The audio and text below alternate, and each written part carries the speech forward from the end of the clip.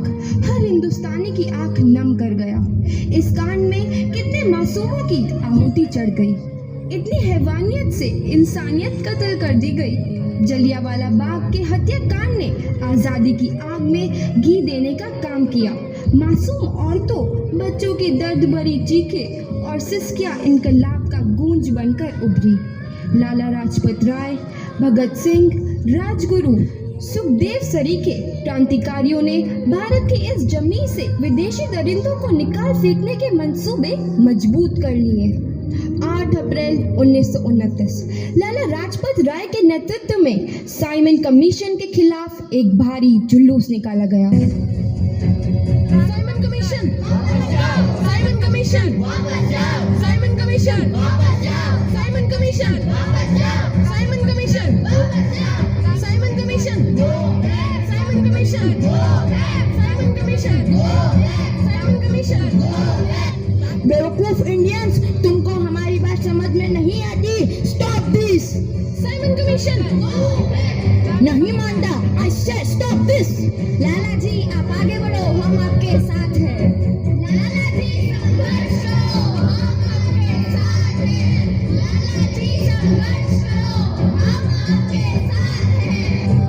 लाठी चार्ज करो।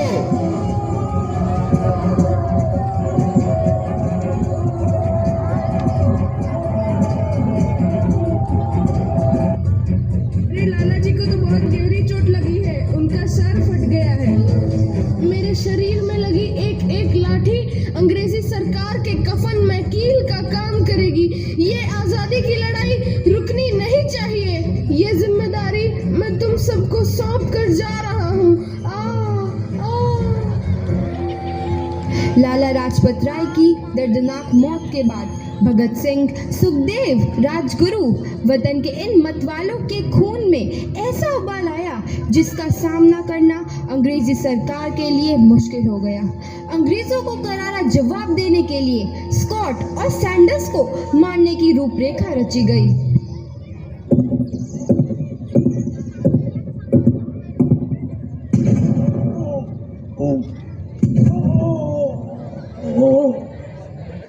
सैंडर्स मारा गया। चारों तरफ तहलका मचा था।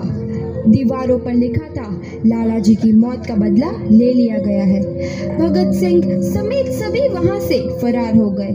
8 अप्रैल 1929 दिल्ली में ब्रिटिश सरकार की सेंट्रल लेजिस्लेटिव असेंबली की बैठक में 2 बम धमाके की आवाज सुनाई दी।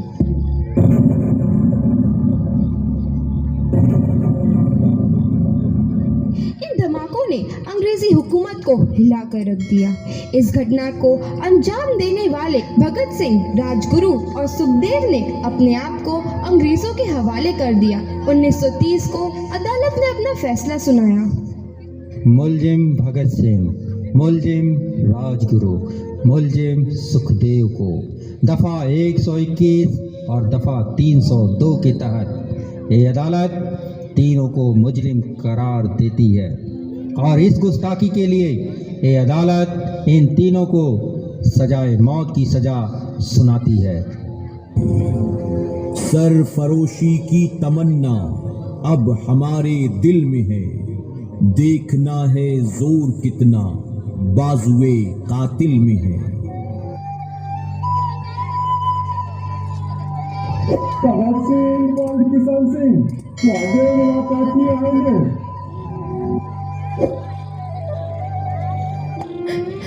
पुत्र की हाय है तेरा। मैं चंगा हूँ माँ, फिक्र करने की कोई गल नहीं। पुत्र, मेरा दिल तेरी तरह पत्थर दिल नहीं होगा। तेरी ये गला सुन के मेरा कलेजा फटे जा रहा है। माँ, मेरा दिल कोई पत्थर जैसा नहीं है, एक वतन परस्त का दिल है जो मेरे देश प्रेम के जज्बे को ताकत देता है। बेटा, मेरा लाल। माँ, आज मेरी तपस्या पूरी होने जा रही है। जे तू रोई तो मैंने तकलीफ होइया। सोच, तेरा पुत्र आज शादी करने वास्ते जा रहा है। फर्क केवल इतना है, वो घोड़ी पर नहीं फांसी पर चढ़ने वास्ते जा रहा है। आज तू क्रांतिकारी की माँ है, कल तू एक शहीद की माँ होगी। माँ। पुत्र, भगत,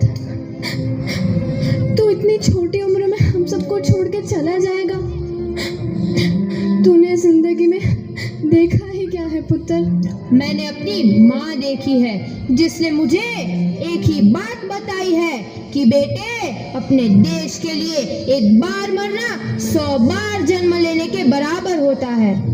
अच्छा माँ, अब आशीर्वाद दे, आखिरी बार विदाई लेने का समय आ गया है। भगत, मेरे लाल,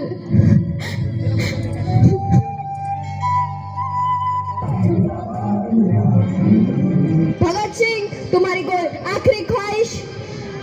हमारे हाथ खोल दिए जाए। हम तीनों दोस्त एक दूसरे से गले मिलना चाहते हैं। उनके हाथ खोल दिए जाए।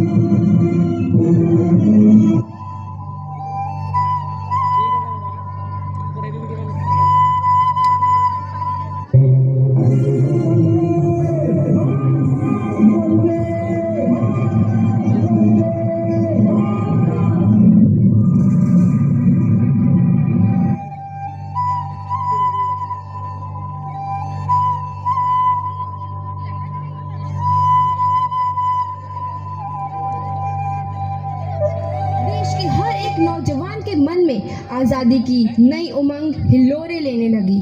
अंग्रेजों भारत छोड़ो का नारा जोर पकड़ रहा था। सबने एक आजाद भारत का सपना देखना आरंभ कर दिया था। हर कोई अपने अपने ढंग से इस महायज्ञ में अपनी आहुति दे रहा था। सुभाष चंद्र बोस, रानी लक्ष्मीबाई, तात्या टोपे और मंगल पांडे जैसे शहीदों की कुर्बानी रंग लाई। 15 अगस्त 1947 को भारत आजाद हुआ।